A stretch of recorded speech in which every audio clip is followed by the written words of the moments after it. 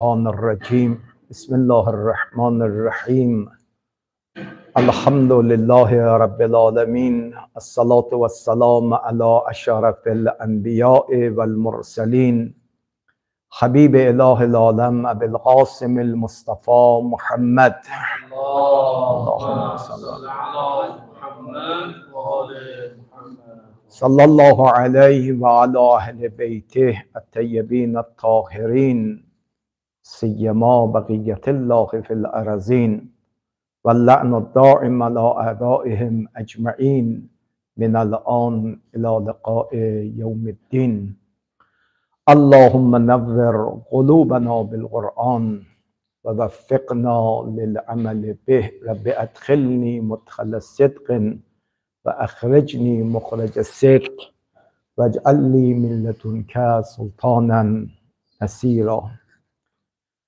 حسب اطلاعی که به بنده داده‌اند از این هفته علاوه بر دوستانی که از حوزه‌های علمیه شیعه هندوستان این مباحث رو دریافت می‌کنند، دوستانی هم شاید از ایران به واسطه فضای مجازی هم این جلسه رو دریافت کنن. لذا فرصت رو غنیمت میشمارم هم به شما حضار محترم و هم عزیزانی که در هندوستان و احیانا از ایران صدا و تصویر بنده رو دریافت میکنن، محضر یکایک همه شما خوبان عرض سلام و ادب و احترام دارم.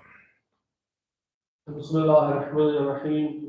جیسے کہ مجھے اطلاع دی گئی ہے کہ آج سے اس درس میں جو کہ درس اخلاق سے کہا گیا ہے اور نامگزاری کیا گیا اس کے لیے، اس میں ایران سے بھی کچھ لوگ جو ہے وہ اس درس میں شرکت کریں گے. تو میں آپ سبھی اساتذہ طلاب جو سوشل میڈیا کے ذریعے سے اس درس کو سن رہے ہیں اور ایران سے بھی اس میں کچھ لوگوں کی شرکت متوقع ہے، میں آپ سبھی لوگوں کو سلام اور عرض ادب کرنا چاہتا ہوں. نکته دیگر این هست که در آستانه شهادت دخت نبی مکرم اسلام حضرت زهرا سلام الله علیها هستیم. پیشا پیش شهادت حضرت زهرا علیها السلام رو به محضر حضرت مهدی ارواحنا له الفدا همه مراجع اعظام تقلید، حوزه های علمیه و همه شیعیان و محبان اون حضرت عرض تسلیت و تعزیت دارم. جیسے کہ آپ جانتے ہیں ایام فاطمیہ دوم یعنی زہرا سلام اللہ علیہ کی شہادت کے ایام ہیں. میں اس سلسلے سے امام زمانہ اجل اللہ تعالیٰ فرج شریف، مراجع نظام، حوزہ علمیہ اور تمام شیعیان اور ان کے محبین کی خدمت میں تعزیت اور تسلیت پیش کرتا ہوں. و عزیزانی که این جلسه اولشان هست عرض میکنم محور بحثمون در رابطه با محبوبان خدا از منظر قرآن و روایت است. جو لوگ آج سے اس درس میں جڑے ہیں میں ان کی خدمت میں عرض کرنا چاہوں گا کہ ہمارا جو یہ سلسلہ ہے بحث کا، اس کا موضوع جو ہے محبوبان خدا. در مکتب نورانی اسلام در باب محبت و دوستی ما دو مرحله رو از آیات و روایات میتوانیم به دست بیاریم.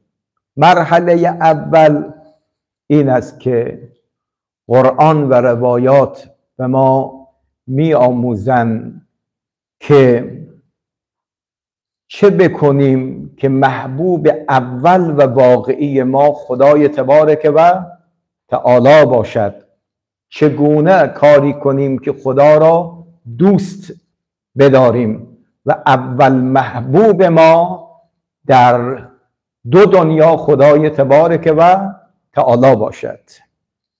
तो रिवायत और आयत के हवाले से जो पहला काम जो हमारा होना चाहिए वो ये है कि हम कैसे परवरदिगार आलमीन से मोहब्बत करें. پس قدم اول دوستی را که قرآن و روایات بیان میکنن آن است که محبوب واقعی انسان خدا باشد. रिवायत के और आयत के हवाले से पहला कदम हमारा ये होना चाहिए कि हमें पहले मरहले में खुदा से मोहब्बत करनी चाहिए. که خدای متعال از قول جناب ابراهیم سلام الله علیه چنین نقل می کند که ان صلاتی و نسکی و محیای و مماتی لله رب العالمین، یعنی انسان به جایی برسد که همه گفتار و رفتار رو صرف مسیر جلب محبت محبوب خودش الله تبارک و تعالی کند.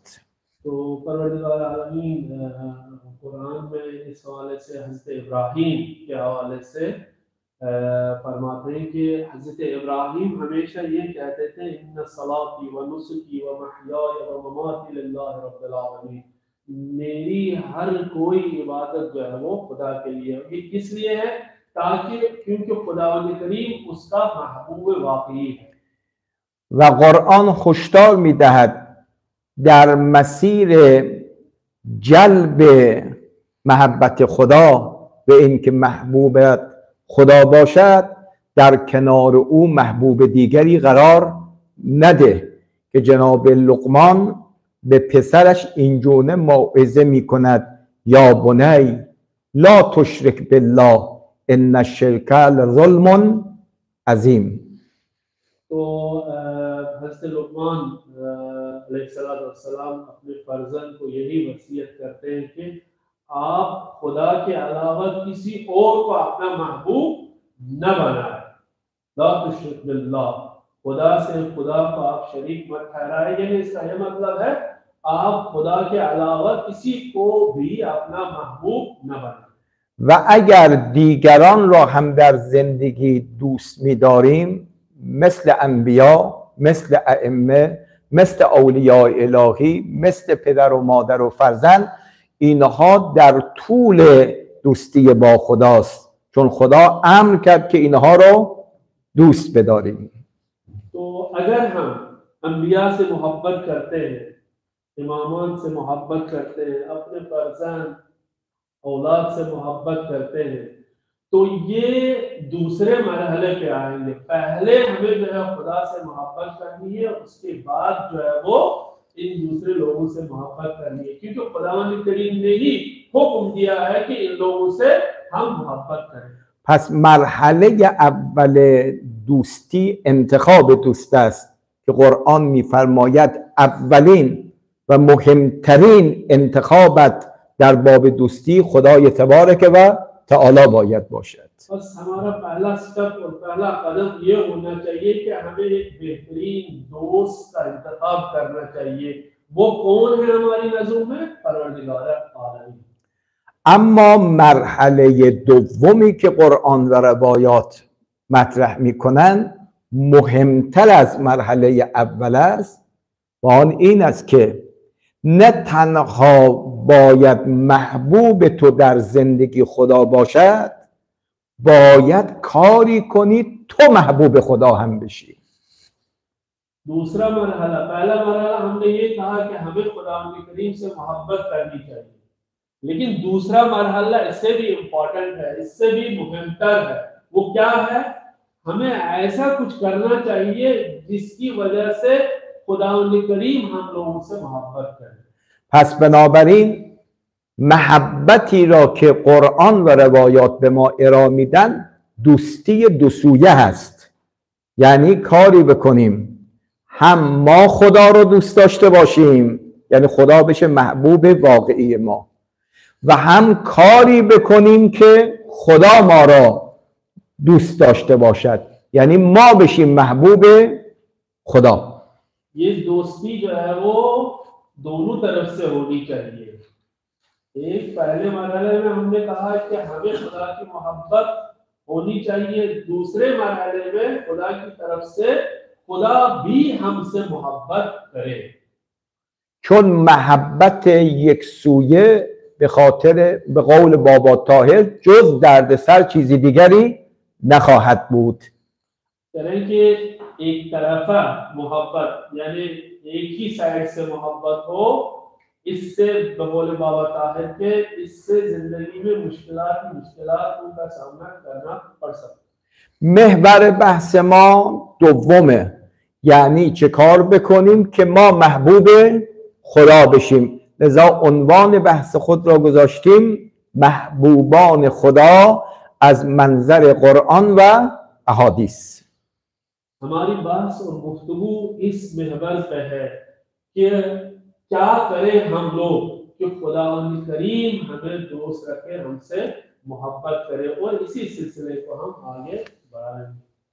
حالا سوال این است که محبوبان خدا را از چه منبعی بشناسیم؟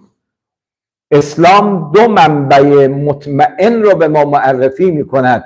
پیغمبر اکرم دو منبع مهم رو به ما معرفی کرده است. انی تارک فیکم الثقلین کتاب الله و اطرتی.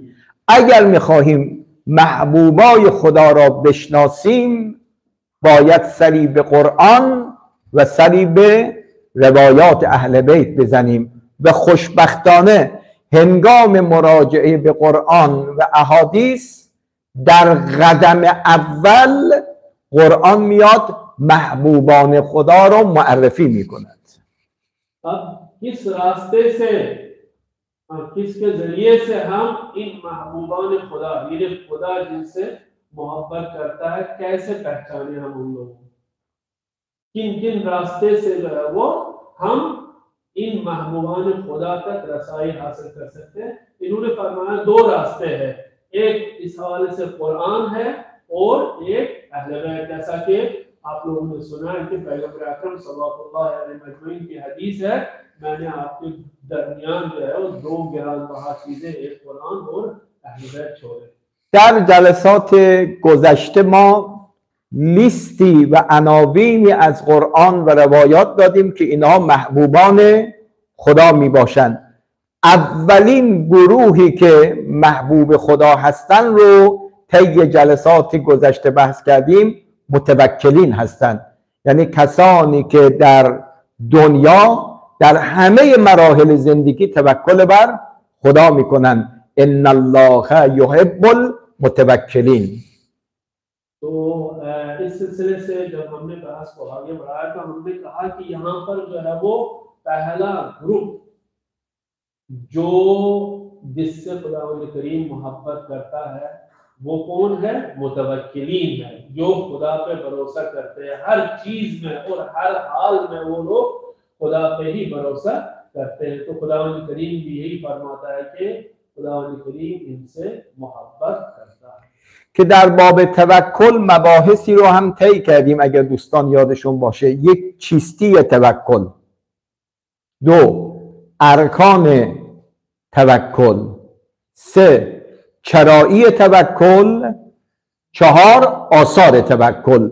اینا چهار محور اساسی بود که در باب توکل عرض کردیم. بعد نتیجه گرفتیم به نص آیه 159 سوره آل عمران خدای متعال به پیغمبرش فرمود فاذا عزمت فتوکل علی الله ان الله یحب المتوکلین. तो इस बहस को हमने इस तरह आगे बढ़ाया था कि इसमें हमने तवक्कुल के बारे में चार चीजें जो है बयान की थी। चीस्तियत तवक्कुल, तवक्कुल क्या है, अरकान तवक्कुल क्या है, उसके बाद क्यों तवक्कुल करना है हमें, और उसके बाद उसके आसार। तो परवरदिगार आलमीन जो है वो अपने पैगंबर के हवाले से उनसे यही खिताब फैज़ा अज़म्ता फतवक्कल अल्लाह, अगर आपने फाइनल कर दिया काम तो आपको आप चाहिए खुदावंद करीम पे आप तवक्कुल करें.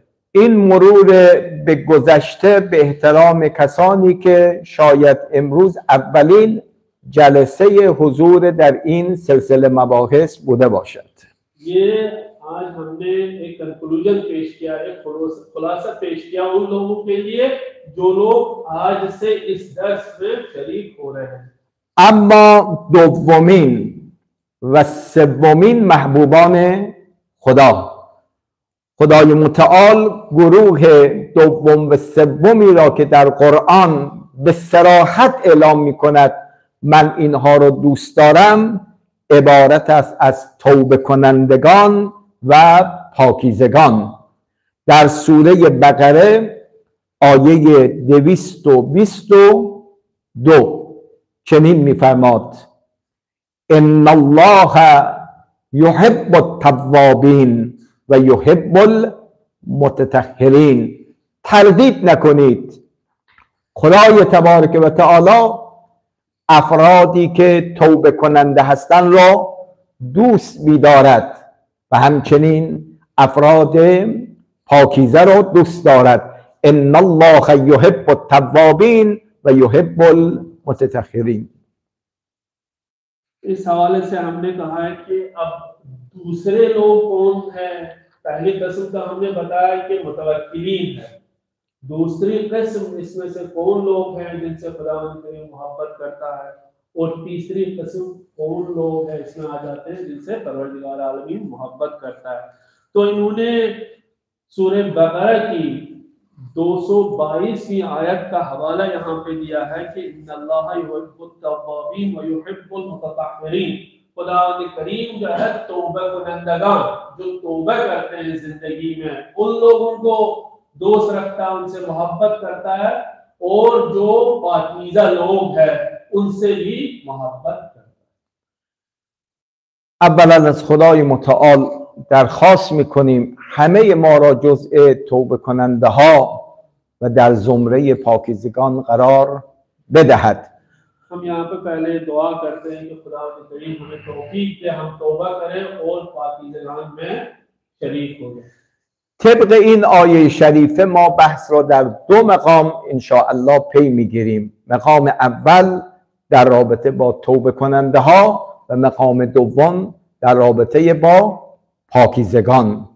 توبه کننده ها کیا هستند؟ پاکیزگان کیا هستند؟ که خدای متعال در قرآن به صراحت اعلام می کند من این دو دسته را دوست دارم. ان الله یحب التوابین و یحب المتطهرین. इस मरहले पे हम दोनों अफराद जो है दोनों ग्रुप्स जो है वो इनके बारे में यहाँ पे बहस करेंगे कि पहले मरहले पे हम मकाम तौबा कुनंदगान जो तौबा करते हैं उनके बारे में जो है वो हम यहाँ बहस करेंगे. दूसरे मरहले में उन लोगों के बारे में बहस करेंगे जो मुतत्तहिरीन हैं जो अपने आप को पाकीज़ा बनाए हैं. اما در رابطه با توبه چند تا بحث داریم. اولا ببینیم معنای توبه چیه، حقیقت توبه چیه که محصول آن می شود این که خدا آدم رو دوست بدارد. توبه در لغت به معنای رجوع و بازگشت است. ببینید شخصی که مسیری میخواد طی بکند از مبدعی به مقصد برسد مقداری راه میرود میبیند مسیر رو اشتباه رفتد و این مسیر او را به مقصد نمیرساند دوباره این راه اشتباه رفته رو برمیگردد. عرب بهش میگه رجعه تابه، یعنی این راننده ای که راه را اشتباه رفته متوجه اشتباه شده داره اشتباهش رو جبران میکنه برمیگرده. پس توبه در لغت به معنای رجوع و بازگشت است. अब यहाँ पे हम तौबा के बारे में उसकी डेफिनेशन उसके माना हम लुगत के हवाले से और हम इस्तिलाह के हवाले से, लुगत में किसको कहते हैं तौबा? कहते हैं कि वापस आना, पलट के आना। किसी इंसान ने जो है वो अपना कहीं पे जाना था उन्हें, तो वो गलत रास्ते पे चले गए, आधे रास्ते से वो वापस आ गया, अरब इसको कहते हैं तौबा। यानी ये वापस आ गया, क्योंकि गलत रास्ते को इंतखाब किया था, अब वापस आ गया, अरब इसको कहते हैं कि तौबा। तो इसके क्या माना है? रुजू करना और वापस पलटना अपने सही रास्ते पे, अपने सही मकसद। اما توبه در اصطلاح آیات و روایات عبارت است، عنایت کن به این تعریف، عبارت است از پشیمانی انسان از ارتکاب عمل ناپسند.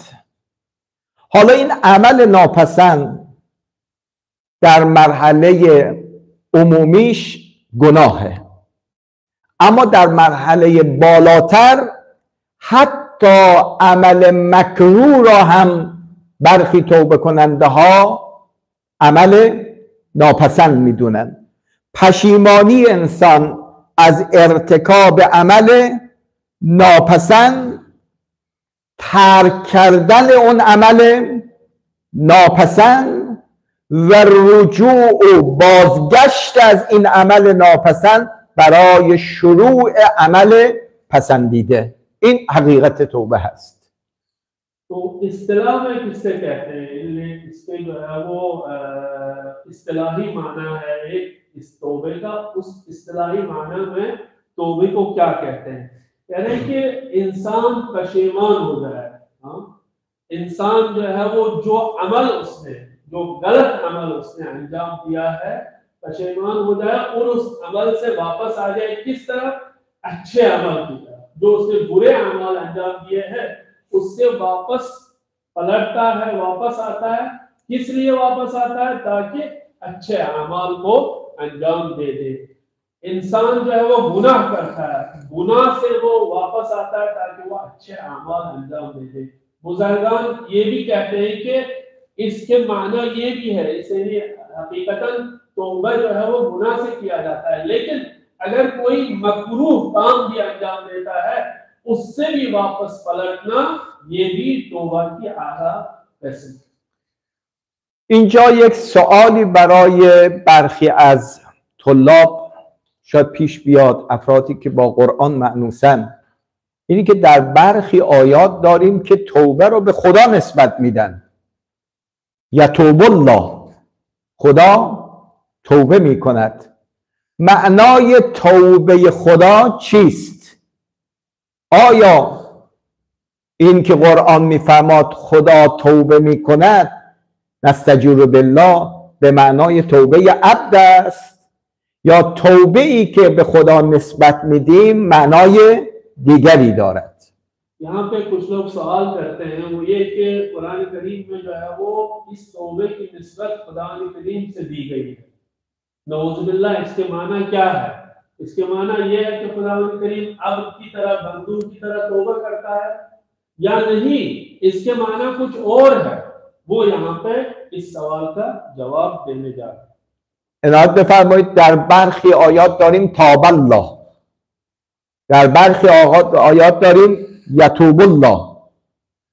این معنای نسبت دادن توبه به خدا به چه معناست؟ तो यहाँ पे कुछ आयत में जो है वो हम देखते हैं इस वर्ड और इस लफ्ज को यूज किया गया है, ताब अल्लाह, यतूब अल्लाह। तो इसके क्या माना है ये यहाँ पर बयान करना चाहिए। پاسخ این است که کلمه توبه یه لفظ مشترک است، یه لفظ مشترک است دارای دو معناست. یعنی وقتی به بنده نسبت میدهیم توبه یعنی بازگشت از خطا به راه درست، اما وقتی همین کلمه توبه را به خدای متعال نسبت میدهیم به معنای دیگر می باشد.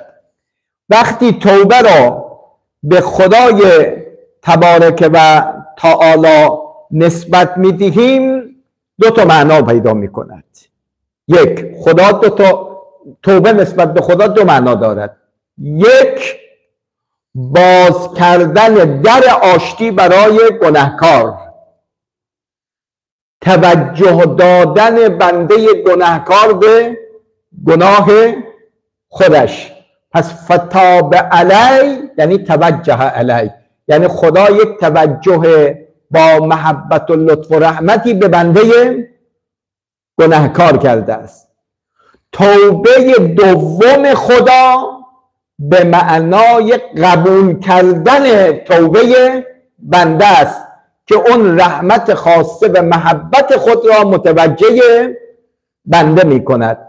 لذا بزرگان ما فرمودن توبه عبد بین دو توبه خدا قرار داره. خوب عنایت کنید. الان یک آیه برات میخونم.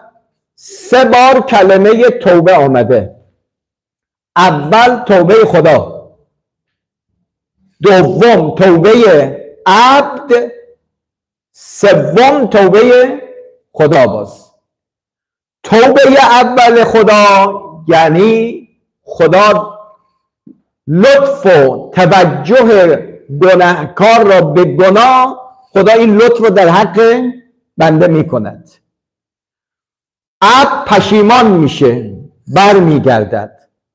خدای متعال در مرحله دوم با آغوش باز این توبه کننده را به آغوش رحمت خودش میپذیرد. به این آیه شریفه عنایت بفرمایید. سوره توبه آیه 118. ثم تاب علیهم، ثم تاب علیهم. این توبه اول خداست. یعنی خدا در برون رفت از غفلت را به روی این بنده گناهکار باز میکند. چرا خدا در آشتی رو باز میکند؟ لیتوبوا، به خاطر اینکه بندگان گناهکار توبه کنند. پشت سرش میفرماید ان الله هو التواب الرحیم، خدا توبه پذیر است و خدا لطف و رحمتش را به سوی این بنده گناهکار باز میکند.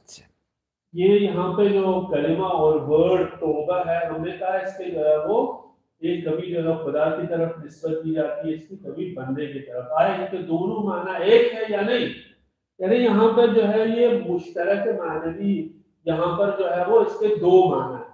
जब बंदे की तरफ जो है वो निस्बत किया जाएगा तो उसके अलग माना है। जब खुदा करीम की तरफ जो है वो ये तौबा कलिमा तौबा वर्ड खुदा की तरफ निस्बत दिया जाएगा उसके अलग। जब बंदे की तरफ जो है उसकी निस्बत दी जाएगी तो उसका क्या मतलब है? वो इंसान जो है उस गुनाह से, जो उसने गुनाह किया, पशेमान होकर वापस आ जाए। यानी जो गुनाह उस बंदे ने अंजाम दिया वो गुनाह छोड़ के उस पर पशेमानी करके वो वापस आ जाए। जब हम खुदा की तरफ इसको इस वर्ड और लफ्ज की निस्बत देते हैं तो दो माना है। पहला माना इसका ये है कि जब हम कहते हैं ताबल्लाह या यतूबुल्लाह, तो पहला माना उसके ये है कि जो बेचारा, जो इंसान गुनाह करके पशेमान हो गया वापस आना चाहता है, तो पहले मरहले में खुदावंद करीम उसके लिए मोहब्बत के दरवाजे खोल देता है, उससे वेलकम करता है। तो पहला मरहला ताबा जो खुदावंद करीम की तरफ निस्बत किया जाता है, तो इसके माना ये है कि खुदावंद करीम दर रहमत जो है वो अपने वो खोल लेता है ताकि बंदा जिसने गुनाह किया वो वापस आ जाए। दूसरा मरहला जो है वो क्या है? अब जब खुदावंद करीम ने इसको फुर्सत दी है, वापस आ गया, अपने दरवाजे रहमत के खोले, तो बंदा जो है वो फिर तौबा करता है। जब बंदा तौबा करता है तो उसके बाद दूसरा मरहला यानी तीसरा मरहला जो खुदा के दूसरा मरहला होगा, उसमें खुदावंद करीम उसके तौबे को कबूल करता है। तो इसके हवाले से इन्होंने जो है वो आयत दी, तौबे की 118वीं आयत का यहाँ पर हवाला दिया है। तो उस आयत में ये आयत में जिक्र हुआ है कि उन्होंने जो है वो ताबा अलैहिम, यानी खुदावंद करीम ने उनके ऊपर जो है वो तौबे के दरवाजे खोले। जब किसी बंदे के लिए तौबे के दरवाजे खोले जाते हैं तो उसके बाद वो बंदा क्या करता है, तौबा करता है। तो तीसरे मरहले पे खुदावंद करीम क्या करता है, उसका वो तौबा जो है वो कबूल करता है। چقدر خدای خوبی داریم، با اینکه قهر کردن از سمت بنده است، رشته ارتباط رو بنده با گناه قطع می کند، اما خدای متعال میاد این بنده رو متوجه اشتباهش می کند. وقتی بنده متوجه اشتباهش بشه برگرده، خدای متعال گذشتهشو به یادش نمیاره، بلکه با آغوش رحمت با او رفتار میکند. این چند آیه رو عنایت بفرمایید. سوره شورا آیه 25 خیلی آیه امید بخش است. هو الذی یقبل التوبة عن عباده، هو الذی یقبل التوبة عن عباده. او تنها محبوبی است که توبه را و عذرخواهی را از بندهاش میپذیرد و قبول میکند. یا باز در سوره شورا ادامه آیه 25 میفرماد و یعفو عن السیئات، گذشته تاریک شما را عفو میکند، نادیده میگیرد. در سوره فرقان آیه 70 بالاتر میفرماد فاولئک یبدل الله سیئاتهم حسنات. یه عده توبه کننده ها اونقدر محبوب خدا میشن، خدا سیئات گذشتهشون را تبدیل به حسنات میکند. پس اگر ما به توبه اول خدا که در آشتی رو باز میکند توجه کنیم و توبه واقعی کنیم، توبه دوم خدا هم متوجه ما میشود، یعنی خدا عذر ما را میپذیرد. پس دو توبه خدا عبارت است باز کردن در آشتی، این توبه اوله، قبول عذر گناهکار این میشه توبه دوم. منتها آدم باید زرنگ باشد. گاهی اوقات تلنگرهایی تو زندگی آدم میخوره، گاهی اوقات انسان متوجه گناهش میشه و گاهی اوقات از مسیری که داره میره احساس شرمندگی میکنه. همین حالت احساسی که میکنی معلومه که اون توبه اول خدا متوجهت شده است. از این فرصت استفاده کن، توبه بکن، اون توبه دوم خدا که هو الذی یقبل التوبه عن عباده هم شامل حالت می شود. तो कितने अच्छे हैं परवरदिगार आलमीन, जो इंसान गुनाह करता है तो बहरहाल ये तो नाफरमानी है खुदा की, लेकिन खुदा जो है फिर भी उससे मोहब्बत करने लगता है और उसको जो है वो, इन्होंने कहा दो तौबे इस इंसान को, दो फुर्सत मिलती है इसको तौबा करने की। पहला तौबा जो है इनका क्या है, वो ये है कि ये पशेमान होके उस गुनाह से वापस आ जाए और खुदावंद करीम ने इसके लिए दरवाजे रहमत खोल दिए, आ जाए खुदा की तरफ। और इसके बाद जो है ये जो वो तौबा करता है, अब उसके बाद जो है वो तीसरा तौबा जो खुदावंद करीम का दूसरा तौबा आ जाता है, वो क्या है, इस बंदे की इस तौबे को जो है वो कबूल करता है। तो खुदावंद करीम ने सूरह शोरा में आयत नंबर 25 में ये फरमाया वल्लज़ी यक़बलु तौबा अन इबादिही, परवरदिगार आलमीन वो वही जात है जो अपने बंदू से तौबा जो है वो एक्सेप्ट करता है। ये दूसरा माना है, इन्हें तौबा करके फिर खुदावंद करीम उनके तौबे को जो है वो कबूल कर लेता है। उसके बाद इसकी और डिफाइन और डेफिनेशन उन्होंने बयान की है कि खुदावंद करीम जो आपने गुनाह किए हैं उनका उनको भी बख्श देता है, जो गुज़श्ता गुनाह है उनको भी बख्श देता है। इसके बाद तीसरा मरहला है वो बहुत ही बेहतर और उम्दा मरहला है, वो ये कि आपने जो गुनाह किए हैं, बुराइयां की है, उनको तब्दील कर देता है खुदावंद करीम हसनात में, यानी आपकी बुराइयों को अच्छाइयों में तब्दील कर देता है. به قولی که از بزرگان افراد گناهکار در باب توبه 3 دسته می شوند. خیلی نکته لطیفه. دسته اول عده‌ای هستند که انکار میکنن ارتکاب گناه را، یعنی با اینکه گناه کردن ولی انکار میکنن که این خودفریبیه. با اینکه انسان میداند که گناهکار است ولی انکار بکنه. اما دسته دوم کسانی هستند که انکار نمیکنن که این کار رو مرتکب شدن ولی معتقدن که کارشون اشتباه نیست.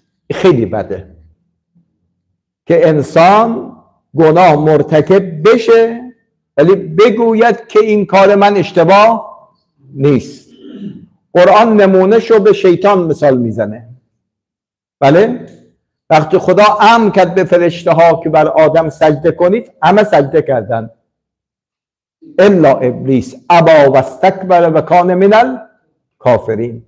اما وقتی خدای متعال میگوید که چرا چنین کردی، چرا چنین اشتباهی کردی، شیطان میگه من اشتباه نکردم، کار من درست بود که بر آدم سجده نکردم. انا خیر من خلقتنی من نار و خلقته من تراب.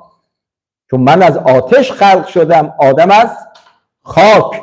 آتش از خاک بالاتر و بهتره، پس منم از آدم. این معنای استکباره، یعنی انسان گناه بکند، نافرمانی بکند، اما قبول نداشته باشد که این نافرمانی است. این دسته دوم.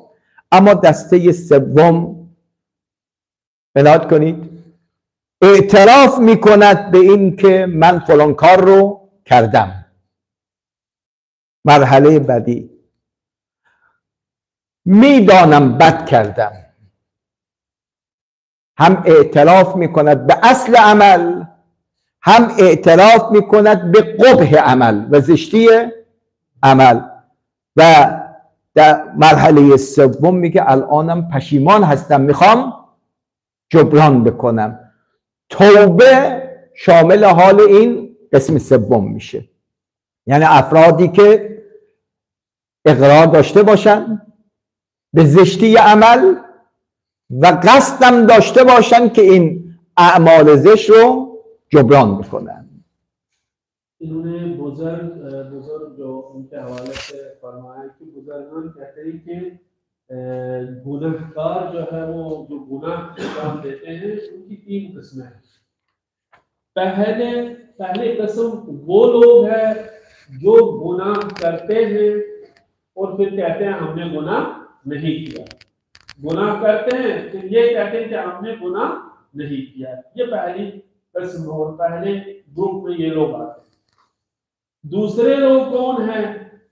वो गुनाह करते हैं, वो ये नहीं कहते कि हमने गुनाह नहीं किया, वो कहते हैं हमने किया, ये अच्छा काम, ये काम अच्छा है, ये गुनाह नहीं है, इस काम को हम गुनाह नहीं समझते हैं, ये अच्छा काम है. जिस तरह इन्होंने इब्लीस के बारे में कहा, जब उससे कहा गया कि आप आदम को सजदा करें तो उसने कहा कि नहीं, मैं आदम को सजदा नहीं कर सकता हूँ. आदम मिट्टी से बना हुआ है, मैं आतिश और नार से बना हुआ. नार जो है वो मिट्टी, आतिश आग जो है मिट्टी से बेहतर है. तो शैतान ने ये नहीं कहा मैंने गलत किया, कह रहा नहीं, मेरा ये काम जो है आदम को सजदा न करना, ये मेरा काम सही था. बस दूसरी किस्म वो लोग हैं जो कहते हैं कि ये गुनाह नहीं है, गुनाह को गुनाह नहीं समझते. तीसरी किस्म जो है वो लोग हैं जो ये कहते हैं कि हाँ हमने गुनाह किया है और ये भी समझते हैं कि ये गुनाह जो हमने किया है ये बुरा काम किया हमने, वो है अमल, यानी ये हमने बुरा. एक तो ये कहते हैं कि हमने गुनाह किया, उसके बाद कहते हैं कि ये काम जो है हकीकतन बुरा है. अब जो ये काम करने वाला है, जो ये उसने गुनाह अंजाम दिया, उसके बाद कहता है कि गुनाह बुरी चीज है, उसके बाद ये पलटता है, वापस आता है, क्या कहता है, खुदा मैं पशेमान हूँ, मैं अपने इस काम से पशेमान हूँ, मैं वापस आना चाहता हूँ। तो तौबा किन के लिए है? तौबा इन जैसे लोगों के लिए। امروز به همین مقدار بسنده میکنیم در باب توبه. خلاصه این شد که توبه بازگشت انسان از مسیر نادرست به مسیر درسته. و همینجا من یادی کنم از علامه استاد فرزانه محقق شهید متأخری، ایشون در باب توبه یه تعبیر زیبایی داره.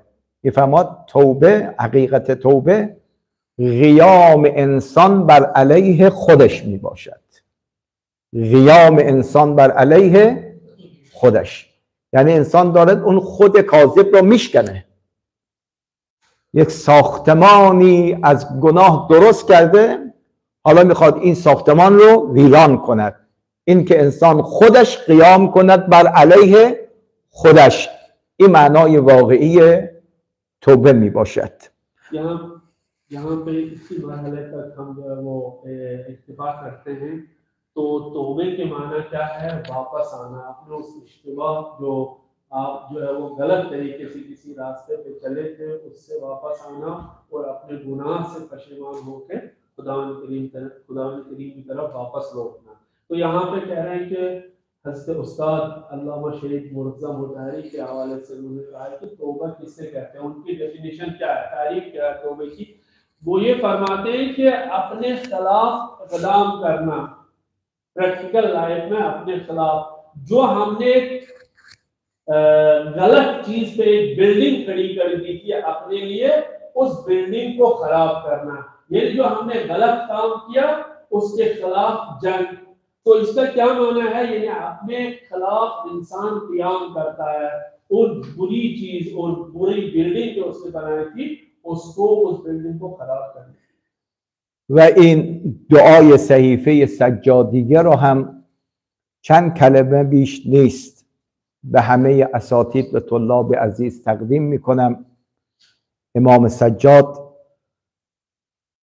اینجور به خدا عرض میکند: اللهم سیرنا بساط، اللهم سیرنا الى محبوبک من التوبه.